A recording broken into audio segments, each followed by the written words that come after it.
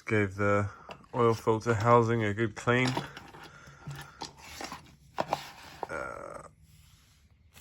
That's the old gasket, the old O-rings. Got new O-rings, new gasket, new oil filter. So oil filter housing, it's got new O-rings on it. Put the new oil filter in. Replace the 3 O-rings inside the oil filter housing for the oil filter. Got the gasket there ready to go. I'll wait till after I torque up the glow plugs and put some anti-seize, and I'll put that back in. So I drilled a port for my EGT sensor into the bottom of my exhaust manifold. Started tapping it, and then I managed to snap it. What an idiot. I CRC'd it as I drilled it, but of course I didn't CRC it while I tapped it, so yeah, snapped. Then I ground it down a bit, tried to drill it, but it's hard as fuck.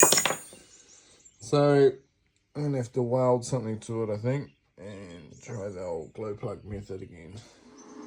Okay, so I just welded that myself. Did that work? Who knows? We'll let it cool down. Of course it didn't work, so I welded it all up, ground it down, and I'm trying to drill it again, but it's hitting the hardened steel tap, so I'm struggling a bit getting the drill piece through there. I realized I actually need an M10 hole, so I just welded over it, filled it up. Then I tried to re-drill it in the same spot. Of course it didn't work because the tap's bloody hardened steel. So I drilled next to it. Tried to M10 tap it, but because it was so close to the other tap, it was grinding on it and refused to make a thread. So what do? I whack the M10 tap in there with a hammer as far as I could get it in, welded it in place, cut it off, and then just welded it all up. So now we've just got a big weld bubble there. And then I've drilled a hole on this one for M10, but of course my M10 times 1.25 is now in that hole, so I need to buy a new one or borrow one. So yeah, that's what happens when I do stuff very poorly. So I got my gauges from Just Race Parts Australia. I've dealt with these guys before and I recommend them. So what's this? Boost 0 to 60 psi and EGT up to 1000 degrees Celsius. So I got the 90 degree very durable sensor for the EGT. Got the 90 degrees, so you can go into the bottom of the exhaust manifold and rather than poking out and going all different ways. Comes with all that's the boost sensor. Got a T and all the electronics for it. It's got a red button because you can change all the settings. Whether you want it to blink at a certain PSI or temperature. But yeah, pretty basic looking JRP. You can change the color of the screen and whatever. Also at night time it changes color to whatever you set that on to as well. I've got 2-in-1 EGT and boost in my truck that I use. Yeah, I just have it on white and I think it's blue when I got my lights on. But yeah, really recommend these guys if you're looking for gauges. So finally installing the new glow plugs properly. I got a torque wrench and I got some nickel based anti-seize. So I just put a lick on number 1 and I'll get the wrench on it now. It's pretty hard because I don't have much room.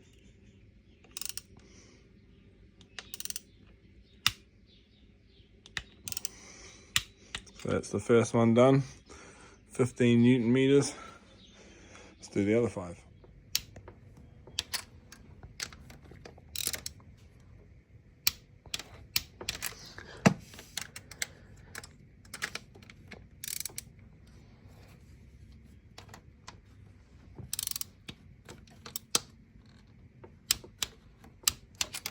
Alright, that's all 6 of them. 15 Newton meters, anti-seized. Sweet. Putting the fuel filter back together, and I just realized I'm missing a banjo washer. Great. Can't find it anywhere, but seem to only have one on this here. I'm gonna need 2. Great. It is so much easier to take a car apart than putting it back together. So anyways, I've done the fuel filter to what I can, but obviously I'm missing the banjo washer. I put the injector lines back, injector clips, replace the return line to a proper return line, and I'm going to have to do the rest as well. Just reassembling this and getting the glow plug plugs ready, figuring out what else I got to do. So the oil filter housing's probably next with a new gasket. I'll put that in,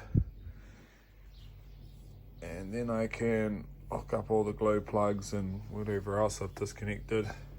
Then I'll do the injector lines, and then hopefully I should have the stuff to go on this side soon. So I've replaced all the injector return lines today. Bit of diesel spill out of the injector lines, so I've just chuck some tissues in the cylinders to soak it up. Look what came in the mail today. So HX35 whole set. I'm looking forward to installing that. And then I got a Sean Tracy stage 2 ECU. So I've just put that in. And unfortunately I returned, because when I received the stage 1.5, it came with the plastic mounting part attached to it. So when I returned it and returned my standard ECU, of course I returned them with the plastic mounting thing to them, but I seem to have received a stage 2 without one, so now I don't have a plastic mounting board thing. Great. But hey, I still need a stage 4 ECU when I get the mechanical pump, so maybe I can get one there, and I'm sure it'll be fine sitting in there for now. What are you moaning about, darling? You took your shoes off, yeah. Really need a turbo, this thing. So we finally got rid of the masking tape. So oil filter housing's all installed properly. Lines are connected to it. I've re-hooked up all the glow plugs.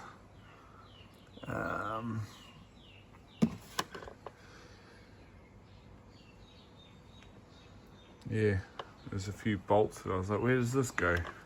It's just so I can hold the rail on, and a few random other bolts down the bottom there. But yep, so I think I've got some stuff due tomorrow for this side. Obviously I already got the turbo, exhaust manifold.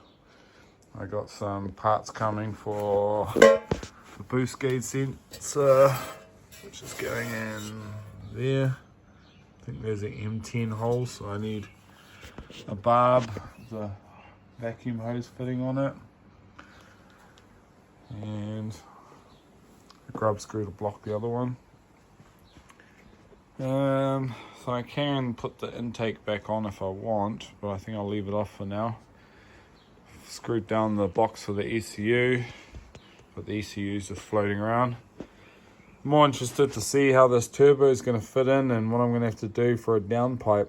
I'm going to have to get one custom made, but I'm not sure exactly how big or anything.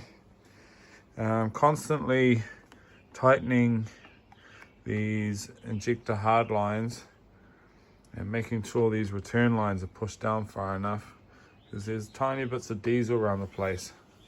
So I'm just trying to make sure that they're not leaking. They're not really under pressure or anything at the moment, so hard to tell. I broke a couple clips, typical. Where one here, and this guy has broken. He was one of the originals, so I ordered a few of those. Of course I broke the crankcase breather connector that was on this side. When I first worked on this car, I broke the one over here, so I ordered one of those, and I ordered the connector here, but this one was fine. Well, but once I had to move it, I bloody broke it in half, so I got one of those coming. A few other random pieces. I got a new exhaust and intake manifold gasket. Got new hardware for the exhaust manifold. Got a transmission filter for the sake of it. And yeah, so I'm looking forward to getting the turbo and installing that. And then I can hook up the oil drain, and then I'll fill her up with oil, and I'll see if I can maybe start her up even without the downpipe. But who knows, I don't really want to go ahead installing everything if I have to undo it all to get to the downpipe again. So I'll see how I go. But yeah, looking forward to the next video.